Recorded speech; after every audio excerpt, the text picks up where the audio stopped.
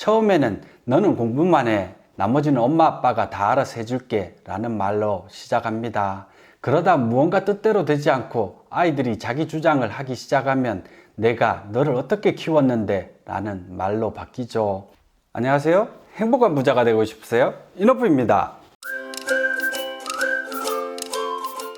여러분 인생에서 가장 힘이 되는 사람들은 누군가요? 아마 가족일 겁니다. 자식들에게는 엄마 아빠가 가장 힘이 되는 사람일 거고 부모님들께는 아들 딸들이 살아가는 이유가 되겠죠. 그런데 이상하죠. 가장 힘이 되어야 할 가족 때문에 너무 힘들다는 사람들이 자꾸만 늘어가니까요. 물론 일부이겠지만 여러분 중에도 가족이 가장 힘들다는 분이 계실 겁니다. 누구보다 열심히 사셨던 이 땅의 부모님들이 왜 OECD 국가 중 노인 빈곤율 1위, 자살률 1위라는 불명예의 주인공이 돼버린 걸까요?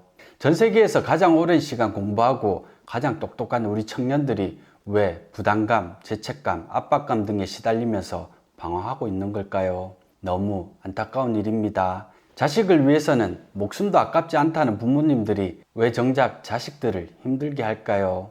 자식들은 그저 부모님들이 시키는 대로 했을 뿐인데 부모님의 기대에 부응하지 못한 죄책감과 부모님의 가난에 대해 책임을 느껴야만 할까요? 무엇이 어디서부터 잘못된 걸까요? 우리 속담에 콩 한쪽도 나눠 먹는다는 말이 있죠. 그게 과연 옳은 일일까요? 어쩌면 모든 문제가 여기서부터 시작됩니다. 콩 한쪽 나눠 먹을 게 뭐 있다고 그걸 홀라당 먹어버립니까? 땅에 심어야죠. 땅에 심어 키우고 가꿔서 수확을 해야지 왜 미리 써버리나요? 부모님은 노후 준비에 쓰일 소중한 콩을 심지 않고 자식 교육에 투자한다는 명분으로 다 써버립니다. 그렇게 부모님의 노후가 될 콩을 억지로 받아먹은 아이들은 평생 부모님을 책임져야 한다는 부담감, 부모님 뜻을 거역해서는 안 된다는 죄책감에 시달립니다. 그리고 자기 한 몸 건사하기도 녹록지 않은 환경에서 자신의 미래를 위해 써야 할 콩을 이제는 부모님과 나눠 먹어야만 하는 상황에 놓이게 됩니다. 가난의 악순환이죠. 사실 부모님 세대만 해도 온 가족이 희생해서 장남 하나만 좋은 대학 보내면 된다는 빛바랜 성공 신화가 있었습니다. 그렇게 성공한 자식이 나머지 가족들을 책임지고 가문을 일으켜 세우는 경우가 종종 있었거든요. 7, 80년대에 다 지나간 이야기입니다. 지금도 그게 통하나요? 대학 졸업장이 성공을 보장해 주던 시대는 벌써 예전역에 끝났습니다. 이제는 과거 고도 성장기 때처럼 누가 누구를 책임질 수 있는 그런 세상이 아닙니다. 제앗가림 하기도 힘든 세상이죠. 노후 준비를 하는 대신 자식들에게 올인하는 게 옳은 일일까요? 과연 그걸 자식들도 바라긴 할까요? 아무리 좋은 의도라고 해도 결과까지 좋을 수는 없습니다. 어쩌면 자식들에게 평생의 짐이 되거나 원망의 대상이 되는 무서운 결과로 이어지기도 하니까요. 이 모든 게 잘못된 투자에서 시작된 비극입니다. 인간은 시간과 돈을 투자하면 당연히 그만큼의 지분을 주장하게 돼 있습니다. 나는 아니라고 하지 마세요.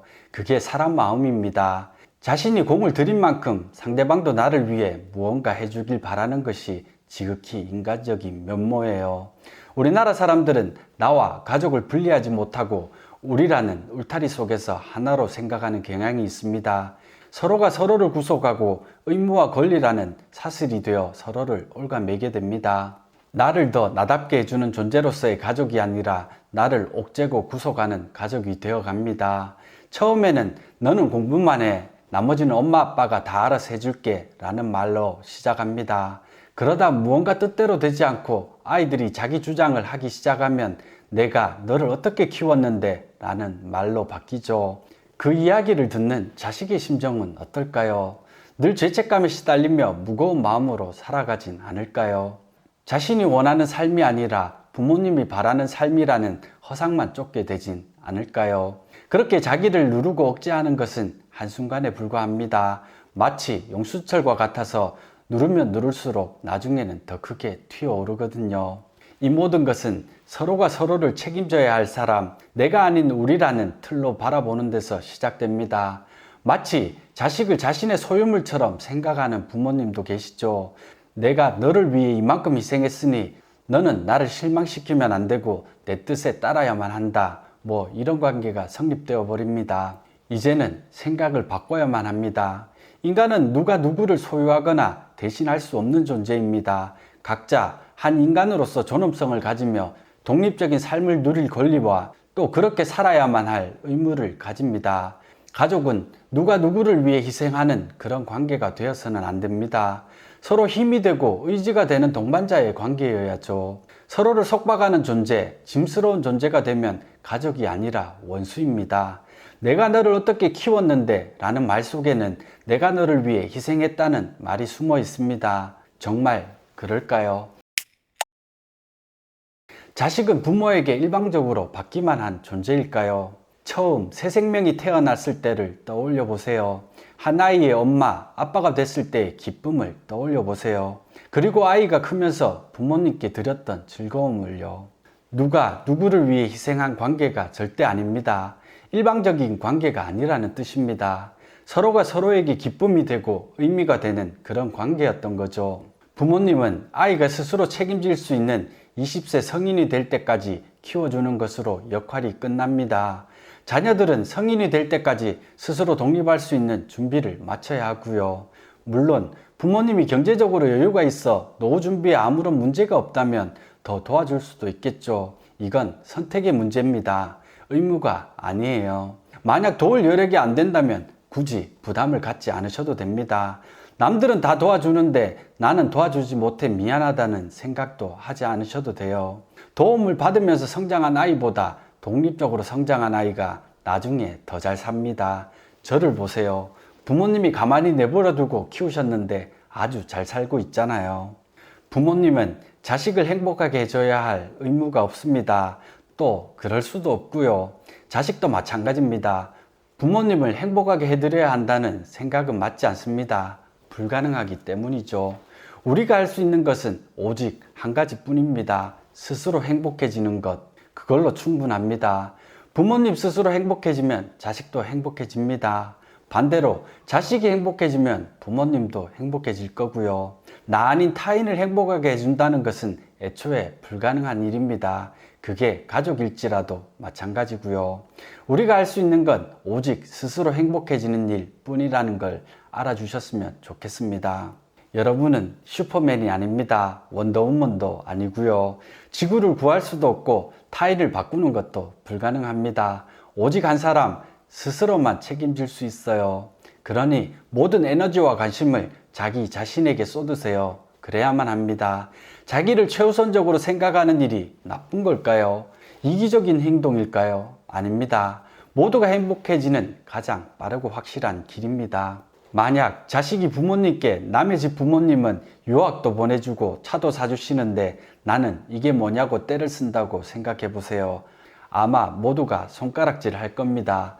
배은망덕하고 불효자식이라고요. 그런데 이상하죠. 부모님은 매일같이 자식들에게 옆집 아이는 성적이 올랐다더라, 좋은 직장에 취직했다더라, 돈 모아서 벌써 집을 샀다더라, 끊임없이 남과 비교하면서 자식들을 숨막히게 하죠. 열심히 잘 살고 있는 자식들도 그런 소리를 듣게 되면 일종의 죄책감 같은 것을 느끼게 됩니다. 그런데 우리는 그걸 대수롭지 않게 생각해요. 엄친아, 엄친딸이라는 말로 웃어 넘길 정도로 가볍게 생각하는 거죠. 그게 얼마나 심각한 학대인지 숨막히게 하는 행동인지 알아야만 합니다. 부모님은 아들, 딸과 친구처럼 지냈으면 좋겠다는 말을 자주 합니다. 아이들도 엄마, 아빠와 친구처럼 지내면 좋겠다는 말을 가장 많이 하죠. 모두가 친구 같은 부모 자식 관계를 원합니다. 그런데 여러분의 관계는 어떤가요? 친구처럼 편안하고 의지가 되는 관계인가요? 친구처럼 지내려면 친구처럼 대해줘야만 합니다. 친구는 어떤 사람인가요? 서로 바라는 게 없는 사람입니다. 친구를 자기 입맛에 맞춰 바꿔야만 한다는 생각을 하는 사람은 없죠. 그냥 있는 그대로 인정하고 받아들입니다. 그냥 함께 있으면 즐겁기 때문에 자주 만나고 서로 믿기 때문에 무엇이든 터놓을 수 있는 사이죠. 그냥 상대의 존재 자체가 좋은 것이지 상대에게 무언가를 바라는 관계가 아니라는 뜻입니다. 그런데 부모 자식 간에 끊임없이 바라고 강요하면서 친구 같은 관계가 될 수 있을까요? 불가능한 일입니다. 사랑하는 사이에는 절대로 운전 연습을 시켜주면 안 된다는 말이 있죠. 왜 그럴까요? 너무 사랑하고 아껴서 그렇습니다. 그러니 과하게 몰입하게 되고 내가 상대방을 이끌어야 한다는 착각을 하게 됩니다. 그러면 쓸데없는 참견으로 이어지고 감정이 격해지는 거죠. 저도 가족을 태우고 운전을 하게 되면 스트레스를 참 많이 받습니다. 옆차가 끼어들려고 하니 빨리 앞차에 바짝 붙여라. 저기 좌회전해야 하니 어서 차선을 변경해라. 너무 빠르다. 속도 좀 줄여라. 참견이 끊이지 않아요. 그냥 각자 제 할 일 하면서 조용히 가면 좋으련만 가족들끼리는 그게 잘 안 됩니다. 서로 한 몸인 것처럼 모두가 운전에 신경 쓰면서 진을 빼거든요. 그런데 잘 한번 생각해 보세요. 운전대를 잡고 있는 사람은 한 사람입니다. 누구보다 더 신경 쓰고 집중해서 운전하고 있는 사람은 운전자, 바로 그 자신입니다. 다 계획이 있고 자신만의 페이스가 있습니다. 그걸 옆좌석에 앉은 사람이 자기 뜻대로 조정하려니 그게 잘 될까요? 우리는 각자 자기 인생의 핸들을 잡고 삶이라는 자동차를 운전하고 있습니다. 한 가지 분명한 것은 운전석에 앉은 사람이 그 삶의 주인공이고 누구도 대신할 수 없다는 점입니다. 그게 설령 가족이라고 해도 말이죠. 그러니 좀 마음에 들지 않는 점이 있더라도 운전자에게 믿고 맡겨야 합니다. 그리고 좀 편안한 마음으로 한 발짝 떨어져서 지켜볼 필요가 있습니다. 당신이 생각하는 만큼 운전자는 서툴지도 생각이 없지도 않습니다. 다 계획이 있거든요. 그저 생각하는 방식이 조금 다를 뿐입니다. 그걸 인정해야만 합니다. 우리 아이들은 서로 다른 모습으로 태어납니다. 좋아하는 일이 다르고 잘할 수 있는 일이 다르죠. 누구는 거북이로 태어나고 또 누군가는 토끼로 태어납니다. 물고기로 태어나기도 하고 하늘을 나는 새로 태어나기도 하죠. 그런데 부모님들은 모든 아이를 토끼로 키우고 싶어 해요. 모두 달리기 경주를 하라고 가르치거든요. 공부라는 시합에서 성적이라는 줄에 죽기 살기로 매달리라고만 합니다. 거북이로 태어난 아이에게 토끼와 함께 달리기를 하라고 하니 이게 말이 됩니까? 수영 시합을 하라고 가르쳐야죠. 자기가 잘할 수 있는 시합을 하라고 해야지 왜 공부라는 줄에 억지로 매달리라고 하나요? 과거 부모님 세대는 토끼들이 잘 나갔기 때문입니다. 공부 잘해서 좋은 대학 나오면 사회 지도층이 되기도 하고 풍족한 생활을 누렸거든요. 그걸 지켜보면서 나는 비록 못 해냈지만 내 아이만큼은 토끼처럼 키우리라 다짐한 거예요. 그러니 부모님 마음속에는 공부와 성적이라는 줄밖에 없는 거죠. 모두 토끼로 키우고 싶어 합니다. 다 너를 위한 거라는 뻥은 이제 그만 칩시다. 자식이 공부 못해서, 자식이 취직 못해서 남보기 창피하다는 부모님은 안 계시겠죠. 물고기로 태어난 아이, 하늘을 나는 새로 태어난 아이를 억지로 땅으로 끌고 와 토끼처럼 살라고 하지 마세요. 땅이 제일 안전하니 땅에만 머무르라고 잔소리 하지 마세요. 안정적인 삶에 대한 집착입니다. 누군가는 하늘을 나는 도전적인 삶을 원하고 또 누군가는 물속을 헤엄치듯 탐험하는 삶을 원하는데 부모님 눈에는 땅에서 뛰어다닌 산만이 가장 안전해 보이죠. 날개를 잃고 땅에 내려와 뛰어다니는 새는 행복할까요? 물 밖으로 나온 물고기는 숨이라도 제대로 쉴 수 있을까요? 불가능한 일입니다. 내가 해봤는데 내가 살아보니로 시작하는 조언들은 더 이상 맞지 않을 수 있다는 걸 아셔야 합니다.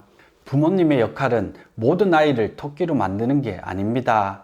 아이들이 자신이 토끼인지 거북이인지 아니면 새인지 물고기인지 스스로 깨달을 수 있도록 돕는 게 부모님의 역할이에요. 토끼로 살아야만 행복하다는 생각은 착각이란 걸 아셔야만 합니다.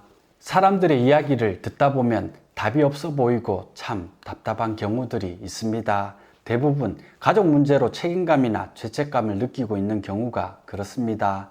온 에너지를 자신에게 집중하고 쏟으면 잘 살 수 있고 더 나아질 수 있는 사람조차도 누군가를 책임져야 한다 혹은 누군가를 실망시켜서는 안 된다는 부담감 때문에 이러지도 저러지도 못하고 시들어가는 경우가 많습니다. 부모에게는 자식이, 자식에게는 부모가 무거운 족쇄가 되는 경우죠. 이제 생각을 바꿔야만 합니다. 여러분이 책임져야 하는 삶은 오직 자신의 삶밖에 없습니다. 타인을 행복하게 해주려면 먼저 여러분이 행복해져야만 합니다. 답이 없는 것 같아 답답한 사람이라면 다른 모든 것을 다 내려놓고 오직 자기 자신에게 집중해 보세요. 그러면 답이 나올 겁니다. 한결 가벼워질 거예요. 누구나 자기 삶 정도는 스스로 책임질 수 있거든요. 맘먹고 노력하면 가능하죠. 그런데 불가능한 타인의 삶까지 함께 책임지고 바꾸려니 답이 안 나오는 겁니다. 자기만 생각하는 게 이기적이라 생각하시나요? 아닙니다. 스스로 책임질 수 있고 스스로 행복해질 수 있는 사람만이 주변 사람들까지도 행복하게 할 수 있습니다. 타인을 향하고 있던 에너지를 자기 자신에게 집중하세요. 거기서부터 삶이 바뀌기 시작할 겁니다. 세상에서 가장 큰 힘이 되고 가장 큰 지원군이 되어야 할 사람은 바로 가족입니다.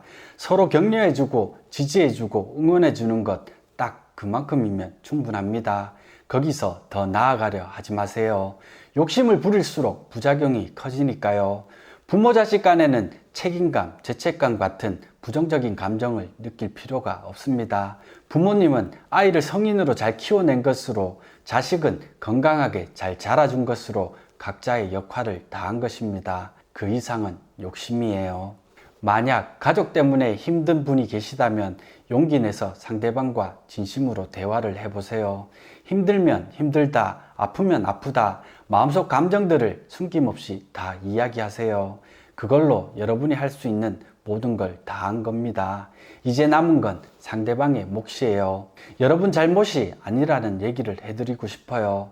여러분은 자기 삶에 충실하기만 하면 됩니다. 거기까지가 여러분이 할 수 있는 역할이고 여러분에게 주어진 일입니다. 여러분 행복한 부자 되세요. 고맙습니다.